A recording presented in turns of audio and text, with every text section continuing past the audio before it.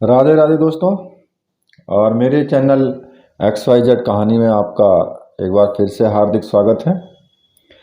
और देखिए, आज मैं आपके सामने जो कहानी मैं आपको सुनाऊंगा वो एक कहानी है बुलाकी नाई और गंगाराम पटेल की। तो देखिए, पहले हुआ क्या करता था कि गंगाराम पटेल एक जमींदार थे। पहले जमींदारी का ही टाइम था जो। तो और बुलाकी नाई जो था वो एक नाई था, और ये प्रथा भी थी कि जमींदारों के पास जाकर के नाई काम किया करते थे। तो उस नाई की नई नई शादी हुई थी और नई नवेली दुल्हन आई थी।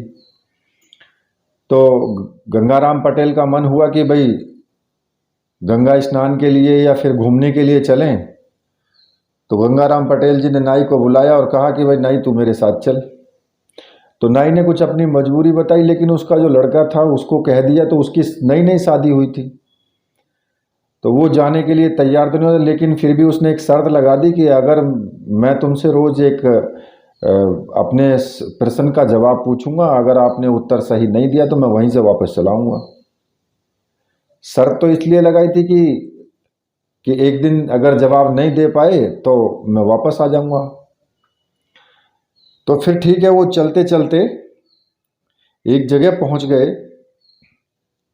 गंगाराम पटेल और बुलाकी नाई सुबह सुबह जैसे वहाँ से उठे और कुल्ला दातुन करके नित्यक्रम से फारिग हुए, तो गंगाराम पटेल चाबुक हाथ में लेकर के घोड़े पर सवार हुए और पीछे पीछे बुलाकी नाई चल दिया। जब चलते चलते दोनों थक गए और शाम होने को आई, तो उनको एक बाघ जो है नज़र आया, और दोनों बाग के अंदर घुस गए और घोड़े को एक थान से लगा दिया। बुलाकी नाई पैसे लेकर के शहर को चल दिया कि मैं आटा दाल घी दाना घास सब लेकर के वापस आता हूँ। तो जब वो ये सब चीज़ें लेकर के वापस आ रहा था, तो तब उसने देखता क्या है कि एक बहुत बड़ा मैदान, और उसके कुछ भाग में बहुत अथाह जल भरा हुआ है। उस जल में एक खंबा खड़ा है और उस खंबे के ऊपर एक सुंदर पलंग बिछा है। उस पर एक नौजवान कन्या बैठी हुई है, उसके हाथ में तलवार थी। उसके आसपास बहुत से डेरा लगे हुए थे। ऐसा अजूबा चरित्र देखकर बुलाकी नाई गंगाराम पटेल के पास गया और सारा सामान रखकर हाथ जोड़कर कहने लगा, महाराज, आज मैं एक अजूबा चरित्र देख करके आया हूँ, उसका जवाब दीजिए। तब गंगाराम पटेल कहने लगे कि मैं भोजन, तू एक काम कर, भोजन बना ले और घोड़े को दाना या घास खिला दे, और उसके बाद हम दोनों भोजन कर लेते हैं, और तब तुम अपना अजूबा चरित्र जो है उसको को तुम कहना, मैं तब आपका जवाब दूंगा। तो बुलाकी नाई घोड़े को घास लगा करके, और उधर गंगाराम पटेल भी भोजन खाकर, दोनों जब खा पी करके बिल्कुल फारिग हो गए, तो गंगाराम पटेल से जो है बुलाकी नाई फिर कहने लगा कि आज मैंने एक अजूबा दृश्य देखा। तब बुलाकी नाई ने देखे हुए उस अजूबे चरित्र को कहा, जिसे सुनकर गंगाराम पटेल कहने लगे कि जो चरित्र देखा तने उसका सुनो जवाब, ध्यान लगा सुन लीजिए, सोना मत जनाब। ये उन्होंने दोहे में कहा कि कंकरपुर का एक राजा था जिसका नाम भयदीप था। वह राजा बहुत न्यायकारी धर्मात्मा था। उसकी रानी बहुत सुंदर थी, लेकिन देवयोग से संतान नहीं थी, जिसकी वजह से राजा और रानी बहुत दुखी रहते थे। एक दिन कचहरी में जाकर के राजा ने, अपनी कचहरी जब लगी तो राजा ने बड़े बड़े विद्वानों पर पंडितों को बुलवाया और हाथ जोड़ करके कहने लगा कि हे महाराज, मेरे संतान नहीं है कोई। तब जितने भी पंडित थे राजा की जन्मपत्री वो देखने लगे, और उनमें से एक बूढ़ा पंडित राजा से कहने लगा कि महाराज, चिंता मत कीजिए, आपके संतान तो अवश्य होंगे। ठीक है, आप ऐसा कीजिए, आप की एक पुत्री होगी और उसके बाद आपके 7 पुत्र होंगे। तो राजा ने पंडित के कहने पर जो है यज्ञ वगैरह करवाने के लिए उन्होंने बोला था, तो यज्ञ करवाई और पंडितों को दक्षिणा दी। तो देवयोग से जो है राजा के एक पुत्री पैदा हुई। रानी और राजा को बड़ा आनंद हुआ और बड़ा उत्सव किया उन्होंने। अब तो राजा के 7 पुत्र और पैदा हुए। फिर तो सारी जो भी फिक्र फाका था सबको वो भूल गया राजा। और एक जो उनका एक बाग था, बहुत अच्छे एक चौराहे और एक मैदान में उसने एक बाग लगवाया फिर। और कुछ समय बाद वहाँ आकर वो सारे बाग में घूमने लगे। फिर एक माली से कहा उन्होंने कि अभी तक फल फूल नहीं आए हैं बाग में। तब माली कहने लगा कि राजन, फूल तो कई तरह के आ रहे हैं पर फल अभी नहीं आए, आने वाले हैं फल। तब राजा कहने लगा कि रखवारी करो बाग की, मन को खूब लगाए, 7 मने करो मती कहू सो, जो कोई फल खाए। राजा ने दीवान को हुक्म दिया कि मेरे बाग में पक्की प्याऊ 12 मासी कर दी जाए, ताकि कोई भी राहगीर आए तो वो आनंद से पानी पिए। एक धर्मशाला बनवाई जिसमें चारपाइयाँ बिछौने लगे रहें, और ये जो है इसमें जो रुकने का और इनका मतलब कि बिना किसी से पैसा लिए दिए ये जारी रहना चाहिए इससे। तो लोगों के कहने पर मुताबिक जो वो सब काम तैयार करवा लिया गया राजा के कहने के मुताबिक। सैकड़ों भिखारी वहाँ आने लगे और राजा की जय जयकार होने लगी। थोड़े दिन बाद बाग में फल आने लगे, परंतु जो फल दिन में लगते थे उनको परियां रात में आकर के खा जाती थी। आखिर माली राजा के पास हाथ जोड़ करके कहने लगा गया कि हे महाराज, पता नहीं कौन सभी फलों को रात में खा जाता है। मैं पूरी तरीके से पहरा देता हूँ, लेकिन मैं सारी सारी रात जागता रहता हूँ, फिर भी मुझे पता नहीं कि कौन आकर के फलों को खा जाता है। और मैं सुबह उठ करके देखता हूँ तो सारे फल ख़त्म हैं। इतनी बात जब माली की सुनी तो राजा बहुत गुस्सा होने लगा। उन्होंने कहा कि माली तो बड़ा मक्कार है, तू रात को पैर पसार करके सोता है और यहाँ आकर के मुझे बता रहा है अब। अच्छा ठीक है, आज हम 2 पहरेदार भेजेंगे और वो चोर को पकड़ लाएंगे। इस वक्त तू बाग में जा। माली हाथ जोड़ करके और बाग में आ गया। इधर राजा ने 2 चपरासी जिनका नाम था चुन्नी मुन्नी था उनको बुलवाया और उनसे कहा कि तुम दोनों आदमी आज बाग में पहरा दोगे। कोई चोर रात को आता है, सारे फल खा जाता है। तुम हथियार लेकर के जाओ और चोर को पकड़ करके लाओ, तुम्हें 1000 रुपये का इनाम मिलेगा। अब इतनी बात सुनकर के 2 चपरासी जब बाग में पहुंचे, पहरा देने लगे। करीब 10 बजे का वक्त हुआ तो बाग के चारों तरफ दोनों टहलने लगे और चोर की तलाश में नज़र इधर उधर दौड़ाने लगे। करीब 12 बजे पहरेदारों को नींद आ गई। इधर परियां जो आसमान से आई और खटोले से उतर करके वृक्षों के जितने भी फल थे उस सबको खा करके और चली गई। पहरेदार सोते रह गए, वृक्षों पर कोई फल नहीं मिला।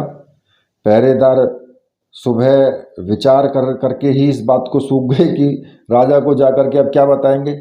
आपस में कहने लगे, ऐसा कौन सा चोर है जिसको हमारा भी डर नहीं, और किधर घुस गया और किधर से निकल करके आया था। परंतु राजा आज हमें नौकरी से निकाल देंगे। इधर से राजा घोड़े पर सवार होकर बाग में आया, फल देखने लगा। फलों पर एक भी, वृक्षों पर जो एक भी फल नहीं था। तब पहरेदार से राजा कहने लगे कि दुशियारी की बहुत सी, रहे रात भर जाग, न मालूम कब ले गए तोड़ तोड़ कर पात। यह सुन राजा दरबार में आया और कोतवाल से कहने लगा कि तुम होशियारी करो और चोर को पकड़ो, तुम्हें 5000 रुपये का इनाम मिलेगा। अब तो कोतवाल जो था वो 4-5 सिपाहियों को साथ लेकर के और बाग में पहरा देने लगे। लेकिन रात के 12 बजे का वक्त हुआ, परियां आई, फल तोड़ करके खा करके और चली गई। सवेरा हुआ तो कोतवाल ने फल देखो तो कोई भी फल नहीं मिला। लाचार होकर राजा के पास आया, कहने लगा, महाराज कोई चोर बड़ा चालाक है जो फल तोड़ कर ले जाता है और हाथ नहीं आता है। बहुत होशियारी की लेकिन हाथ नहीं आया। राजा कुछ खामोश होकर के कहने लगे कि जो चोर को पकड़ेगा उसको आधा राज्य दिया जाएगा। ऐसा वचन सुन के राजा के सातों लड़कों ने विचार किया कि अगर किसी दूसरे ने चोर को पकड़ लिया तो वो आधा राज्य ले जाएगा, ये तो और भी मुसीबत खड़ी हो जाएगी, इसलिए क्यों ना हम ही पकड़ लें उस चोर को। तो ऐसा मशवरा करके जो राजा का लड़का था बड़े वाला, उसने कहा कि पिताजी चोर को हम पकड़ लेंगे। तब शाम को राजा का सबसे बड़ा लड़का 10-20 सिपाहियों के साथ गया हथियार लेकर के, और बाग के चारों तरफ आवाज़ देने लगे कि जागते रहो भाई। जब रात के 12 बजे हुए, आसमान से परियां आई, फल खाए और वहां से चली गई। वो सुबह सवेरे देखा तो राजकुमार ने देखा तो फल उस पर थे ही नहीं, एक भी फल नजर नहीं आया। तब दरबार में आकर के उसने पिता से अपना सारा हाल सुनाया। उसने दूसरे दिन उसका लड़का, जो दूसरा लड़का था, वो चोर को पकड़ने के लिए तैयार हुआ। वो 40 सिपाही साथ में लेकर के गया, पहरा देने लगा। 12 बजे का वक्त हुआ, परियां आई, फल तोड़कर खाए और फिर वो चली गई। सुबह का वक्त हुआ तो राजकुमार की निगाहें जब पेड़ों पर गई तो किसी भी पेड़ पर एक भी फल नहीं था। अब वो भी राजा के पास आ गया। ऐसे ही तीसरा लड़का भी तैयार हुआ, वो 100 जवान लेकर के साथ में गया, लेकिन फिर भी परियां आई, फल खाए और वो चली गई, किसी को कुछ पता ही नहीं लगा। लाचार होकर के उसने भी अपने पिता से हाल सुना दिया। ऐसे ही राजा के जो 6 पुत्र थे, वो 6 के 6 रखवारी कर चुके थे, लेकिन वो चोर को नहीं पकड़ पाए। अब जो राजा का सबसे छोटा जो राजकुमार था, वो चोर को पकड़ने के लिए तैयार हुआ।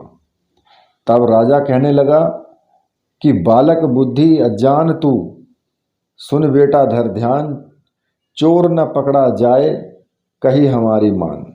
कि तू बच्चा है, तुझे अभी बुद्धि नहीं है, तू अज्ञान है, चोर तुझ पे नहीं पकड़ा जाएगा। अब लड़का जो था बोला कि मैं चोर को पकड़ लाऊंगा, रोको मत, अकेला ही मैं जाऊंगा और जो भगवान करेंगे सो ही होएगा। इतना वचन सुनकर के राजा खामोश हो गया और उसने राजकुमार जो था वो एक चाकू और एक तलवार लेकर के और वो बाग में चल दिया। और रात में उसने क्या क्या किया कि कहीं तुझे नींद ना आ जाए, इसलिए उसने अपनी एक उंगली में चीरा लगा दिया। चीरा लगाकर उसमें नींबू निचोड़ दिया और ऊपर से उस पर नमक रख दिया, क्योंकि जब चीस उठती रहेगी ना उंगली में तो नींद नहीं आएगी। और एक पेड़ जो थी उसकी खोखड़ में जाकर करके और वो चुपचाप बैठ गया। जब रात के 12 बजे का समय हुआ तो आसमान से परियां नीचे आई और जो उनका उड़न खटोला था उससे उतरकर पेड़ों पर गई। तो फौरन क्या किया राजकुमार ने, उस खोखड़ में से, पेड़ में से की खोखड़ में से निकल करके और एक रस्सा लेकर के और जो उनका उड़न खटोला था वो पेड़ से बांध दिया। अब जब परियां आपस में कहने लगी कि बहनों आज दाल में कुछ काला है, जल्दी करो, आज इस बाग में कोई आवाज तक नहीं देता। ऐसा कहकर खटोले में बैठी और जो खटोला उड़ाने को उन्होंने शुरू किया तो खटोला नहीं उड़ा। लाचार होकर कहने लगी कि कौन कहाँ छिपा रहा, ये सब नेक बोल सुनाओ, देरी हमको हो रही, क्यों तू रहो दुखाए। तुम देवता हो या कोई मनुष्य हो तो सामने आओ, बात करो, और जो मांगेगा वही हम तुम्हें देंगे। तब राजा का लड़का कहने लगा कि मैं ना तो भूत हूँ ना बलाय, मैं हूँ मनुष्य हूँ मैं, और तुमने बहुत दिनों से चोरी की, हम सब परेशान हो गए लेकिन तुम हाथ नहीं आई। आज हमारे हाथ पड़ी हो तुम, सारा बाग जो तुमने उजाड़ डाला, हमने बाग लगाया, एक भी फल नहीं खाया आज तक, और तुम रोज तोड़ करके फल खा जाती हो। आज मैं तुमको राजा के पास लेकर के जाऊंगा। तब परी कहने लगे कि हे राजकुमार, आज हमारे कसूर को तू माफ कर दे, आइंदा इस बाग में हम नहीं आएंगे, अपनी समझ करके हमें छोड़ दो। तब राजकुमार कहने लगा कि मैं अपने पिता को क्या मुंह दिखाऊंगा जा करके, अगर मुझसे पूछेंगे कि चोर को पकड़ लाए तो मैं क्या कहूँगा, मैं तुमको इस तरह नहीं छोड़ सकता। तो परियां कहने लगी कि हम तुमको जो सातों हैं, सातों के सातों हम तुमको 7 बाल देंगी, ठीक है, और जब भी तुम्हें ज़रूरत पड़े तो उस समय हम सातों तुम्हारे पास आ जाएंगे और जो तुम कहोगे हम वही काम पूरा करेंगे तुम्हारा। तब राजकुमार ने परियों से कहा कि मुझको धोखा तो नहीं देगी। तब परियां कहने लगी कि हम धोखा नहीं देती, तू हमको याद करेगा, हम हाजिर होंगी। तो राजकुमार ने खटोले का रस्सा खोल दिया और परियां जो है खटोले में उड़ करके रवाना हो गई। उधर राजकुमार माली से फल तुड़वा कर अपने पिता के पास लेकर के कहने लगा, पिताजी चोर पकड़ लिया और कल बदस्तूर बाग में जितने भी फल लगे हुए हैं फल तोड़कर मैं ले आया हूँ, सो ये लीजिए। अब राजा ने फल हाथ में रखा और कुछ आदमी साथ में लेकर बाग को गए। वो सारे बाग में फल, उन्होंने सारे फल बाग में उनको पाए तो राजा बहुत खुश हुआ और अपनी कचहरी में आकर के, हे राजकुमार, तुम्हें सबसे छोटा राजकुमार होशियार निकला जिसने चोर को पकड़ लिया, अब आधा राज्य छोटे को मिलेगा। तब छोटा जो राजकुमार था कहने लगा, पिताजी मैं राज नहीं लूंगा, तुम सब भाइयों को रहने दो। तब राजा कहने लगे कि हक तो तेरा है, तू ही आधे राज का मालिक है। इतना कह करके बड़े लड़के से कहा कि तुमको शर्म नहीं मालूम होती है कि तुम्हारे सबसे छोटे भाई ने चोर को पकड़ लिया और तुम सब लोग थोड़े सिपाही भी ले गए थे, वो तो एकदम अकेला गया था। ऐसा वचन सुनकर, पिता का वचन सुनकर 6 जो बड़े लड़के थे वो अपने अपने घोड़े ले और थोड़ा सा खर्चा ले, कुछ नौकर ले और प्रदेश को चल दिए। तब छोटे लड़के ने जब यह सुना तो उसने भी क्या किया कि उसने एक छोटा सा बक्सा, उसमें थोड़ा सा खर्चा लिया और परियों के दिए हुए बाल जो थे वो उसी में रख लिए और अपनी जो एक खुर्जी थी उसमें रख करके घोड़े पर सवार होकर के और वो चल दिया। अब चलते चलते अपने भाइयों को उसने खोज लिया। तब 6 भाई कहने लगे कि पिता ने तुझे राज दिया है, तुम राज करो, हम अब लौट कर नहीं आएंगे। इतना कह करके वो आगे चल दिए तो पीछे पीछे छोटे वाला पीछे पीछे ही चल दिया। तब वो बड़े भाई कहने लगे कि हमारे साथ मत चल, घर को वापस जा, राज कर तू। लेकिन छोटे ने एक नहीं मानी, उनके पीछे पीछे चल दिया। आखिरकार चलते चलते वो फतेहपुर पहुँचे और एक सराय में भटियारी से कहने लगे कि हे भटियारी, हम सराय में ठहरना चाहते हैं। भटियारी कहने लगे कि आप 2, 4, 10 दिन रहो, किराया रोजाना दिया करो और ठहर जाओ। अब उन्होंने अपने अपने घोड़े को बांध करके दाना घास वगैरह डाल करके भोजन आराम करके वो सो गए। अब रास्ते के मारे हुए थे, थके हुए थे, सोते सोते सुबह हो गई। तो दूसरे दिन शहर में घूमने के लिए जा रहे थे। भटियारी कहने लगी कि हे मुसाफिर, आज तुमको मैं एक नया तमाशा दिखाऊंगी और वह तमाशा रात का है, इस वक्त खाना खाकर आराम से सो जाओ।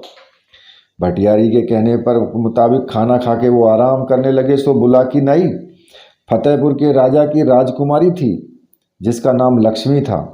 जब वह शादी योग्य हुई तब राजा ने वर की तलाश करवाई तो राजकुमारी के तप तेज के आगे कोई भी उससे शादी नहीं करता। एक दिन राजकुमारी ने अपने पिता से कहा कि पिताजी, मैं उसके साथ शादी करूंगी जो मेरे प्रण को पूरा करेगा। तब पिता कहने लगे, बेटी तेरा प्रण क्या है? तब राजकुमारी कहने लगी कि जो आपका तालाब है उसमें अथाह जल है और उसके बीच में खंभा गड़ा हुआ है, उस खंभे पर पिलंग बिछा हुआ है, मैं उस पिलंग पर हाथ में तलवार लेके बैठ जाऊंगी। उस वक्त जो मेरे उर पर यानी कि मेरी छाती पर 7 दफ़ा गेंद मारेगा वो उससे मैं ब्याह करूंगी। राजा ने ऐसा वचन सुनकर सारे देश में मनादी करवा दी, जो मेरी बेटी का प्रण पूरा करेगा उसके साथ शादी होगी। अब तो सारे देशों में हलचल मच गई। राजा लोग वीर बहादुर सोचने लगे कि इतने ऊंचे पर 7 दफ़ा गेंद कैसी मारी जाएगी, इसके नीचे तो अथाह जल भरा हुआ है। और यह प्रण उन 7 भाइयों को भी भटियारी से पूछा कि तुम्हारे शहर में क्या हलचल मच रही है। जब तो भटियारी ने बताया कि माधवपाल की सुता विद्या में होशियार, प्रण ठाना है ब्याह का, कहती खड़ी पुकार। उसका यह प्रण है कि जो 7 बार गेंद उसकी छाती में मारेगा उसके साथ शादी करूंगी। गेंद मारना सरल काम नहीं। तब भटियारी ने राजकुमारों को उनका प्रण सुना दिया। तब जो बड़े वाले जो 6 भाई थे, 6 कहने लगे कि तू चल कर 6 के 6 वो चलने लगे देखने के लिए। तो जो छोटे वाला था वो भी जो है कहने लगा कि मैं भी चलूँगा। तब वो उससे कहने लगी कि तू चल कर क्या करेगा, तो यहीं पर रहे सराय में। तो छोटे वाला कहने लगा कि इससे तुम्हारा कोई नुकसान थोड़ी होगा, मैं भी तमाशा देखाऊंगा। लेकिन भाइयों ने उसे नहीं जाने दिया और वो अपने आप चले गए। अब छिप छिप करके छोटा भाई भी पीछे चला गया। घोड़े पर सवार होकर जब वहां पहुंचे, राजकुमारी का स्वयंवर था, वहां जा पहुंचे। बहुत से राजा योद्धा लोग जमघट लगा हुआ था। किसी की हिम्मत नहीं पड़ी कि राजकुमारी के छाती पर गेंद मार दे, क्योंकि उसके खंबे के चारों तरफ अथाह जल था, तो रास्ता कहीं से भी नहीं था। दूर से उस राजकुमारी को देखकर सब ललचाते थे। सो हे बुलाकी, ये जो 7 भाई आए थे, उनमें जो छोटा भाई था उसने झोले से परियों के बाल जो थे ना वो निकाले और उन बालों को धूप दीप दे करके कहा कि हे परियों, इस वक्त हाजिर हो। और इतना कहते ही आसमान से परियां आई और कहने लगी कि हमको क्यों याद किया है। उसने सारा हाल बता दिया।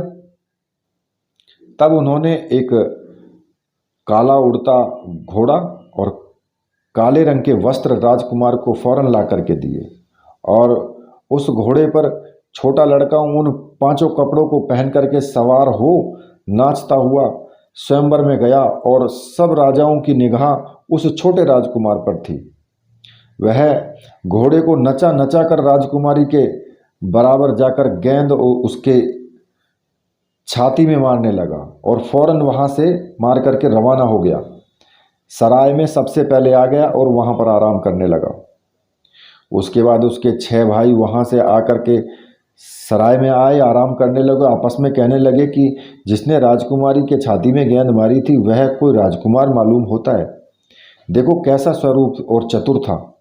घोड़ा भी सुंदर और चंचल उड़ान भरने वाला था। उसने उड़कर राजकुमारी के बराबर जाकर गेंद मारी। घोड़ा काला था और काले ही असवार के कपड़े थे। फिर उस घोड़ा और असवार का पता ही नहीं चला वो किधर चला गया। ऐसा कहकर सबके सब सो गए। सोते सोते सवेरा हो गया। सुबह जब जाग गए, दिशा मैदान होकर के स्नान कर नित्यकर्म से फारिग हुए और शाम हुई तो दूसरी रात को 6 भाई तैयार होकर के हुए वहां पर जाने के लिए। तब छोटा भाई कहने लगा कि हम भी तुम्हारे साथ चलेंगे। तब बड़े भाइयों ने उसे फटकार दिया और छोड़कर चले गए। लेकिन वो कहाँ मानने वाला था, वो भी पीछे पीछे चला गया। और राजकुमार ने आज क्या किया कि आज सफ़ेद रंग का घोड़ा और घोड़े पर सवार होकर के और जो तमेली की दुकान थी उससे एक पान खाकर लिया और घोड़े पर सवार होकर के नाचता हुआ चला। और कुछ देर के बाद ही घोड़े में ऐसी एड़ लगाई उसने कि घोड़ा उड़ चला और राजकुमारी के बराबर में आकर के छाती पर उसने गेंद मार दी फौरन। और अपने सादे रूप में ही आकर के वो चारपाई पर अपने घर सराय में आकर के लेट गया। फिर सुबह सवेरा हुआ, नित्यक्रम से फिर वही किया कि भोजन भी किया, शाम को हवा खाने निकल गए। जब रात हुई तो 6 भाई फिर राजकुमारी का तमाशा देखने चल गए। पीछे पीछे छोटा भाई भी चल दिया। एकांत में जाकर उसने क्या किया, बालों को धूप दे करके हरा घोड़ा और हरे वस्त्र मंगा लिए। अब घोड़े को नचाता हुआ सभा में पहुंचा तो हजारों की निगाह उसको राजकुमार पर गई और उसने घोड़े को कुछ देर नचा कुदाकर एड़ लगा दी। घोड़ा फौरन उड़ा और राजकुमारी के बराबर में जाकर के उसकी छाती पर गेंद मार करके फौरन वापस चला आया। राजकुमारी ने बहुत पहचानने की कोशिश की लेकिन ठीक से वो पहचान नहीं पाई। अब चौथे दिन का जिक्र है। शाम हुई, 6 भाई सराय को चल दिए। तब छोटा भाई भी चल दिया और एकांत में जाकर के उसने क्या किया कि पीला घोड़ा और पीले रंग के वस्त्र मंगाए और फिर वो नचाता हुआ घोड़े को राजकुमारी के बराबर में ले जाकर के एड़ लगाई और राजकुमारी की छाती पर उसने फिर गेंद मारी। तो राजकुमारी ने कहा कि तुम कल सुबह मेरे मकान पर आओ, मैं तुम्हारी स्त्री हो चुकी हूँ। लेकिन उसने उसके कहने का कोई भी ख्याल नहीं किया और सराय में आ गए। और शाम हुई तो बातचीत फिर चल दिया। वो बातचीत करके सब सो गए। 6 दिन मतलब कि 6 दिन हो गए और 6 दिन तक उसने जो है इसी प्रकार से छोटे भाई जो था उसने कपड़े बदल बदल करके, घोड़ा बदल बदल करके, और वो गेंद उसको मारता चला गया। इसी तरह वो राजकुमारी की छाती में गेंद मार करके और फिर वापस आ जाता। तो कहने का मतलब ये कि 6 बार उसने जो है यही किया। अब 7वीं बार जब था तो राजकुमारी ने क्या किया कि राजकुमारी एक तलवार लेकर के बैठ गई वहाँ पर, और राजकुमारी ने विचार करके कि भाई जब वो आएगा तो अब की बार उसके पैर में तलवार चुभो दी जाएगी, जिससे कि वो घाव हो जाएगा और फिर वो उसको पहचान लेगी। अब राजकुमार जब 7वीं बार गया तो बादामी रंग का घोड़ा लेकर के और बादामी कपड़े पहन करके, और उसने फिर जो है घोड़े में एड़ लगाई, और घोड़े ने उड़ करके जैसे ही राजकुमारी की छाती पर उसने गेंद मारी तो उसी वक्त राजकुमारी ने तलवार की नोक से उसके पैर में छेद कर दिया, जहाँ से खून निकल आया। तो उसने सराय में, जब वो वापस घोड़े को लेकर सराय में आ गया, उस घाव पर पट्टी बांध ली, तो उधर राजकुमारी ने जो तलवार से खून लगा हुआ देखा तो उसे बहुत खुशी हुई कि अब वो पहचान जाएगी कि वो कौन है। तो हे बुलाकी, तू उस राजकुमारी को देखाया, वह माधवपाल की कन्या है। तब बुलाकी नाई ने कहा कि महाराज इस किस्से को पूरा कीजिए।